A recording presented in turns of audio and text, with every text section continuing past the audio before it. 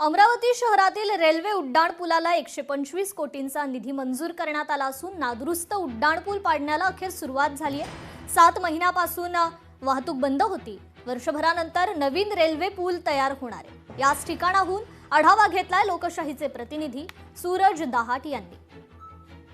अमरावती शहराची जीवनवाहिनी असलेला अमरावती शहरातील रेल्वे उड्डाणपूल जो आहे म्हणजे राजकमल आणि जयस्तंभ आणि रेल्वे स्टेशन चौकाकडे जाणारा रेल्वे उड्डाणपूल जो आहे या ठिकाणी क्षतिग्रस्त झालेला होता, नादुरुस्त झालेला होता। त्यामुळे जर पाहिलं तर गेल्या 7 महिन्यापूर्वी हा संपूर्ण उड्डाणपूल आहे जो बंद करण्यात आलेला होता।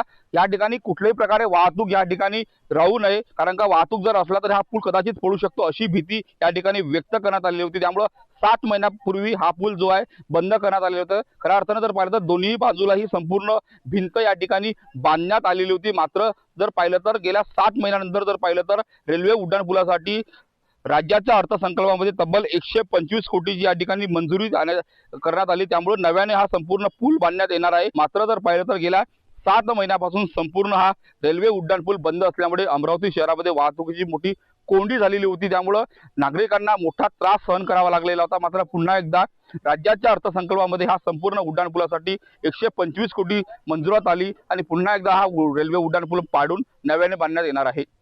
सूरज दहाट, लोकशाही मराठी, अमरावती।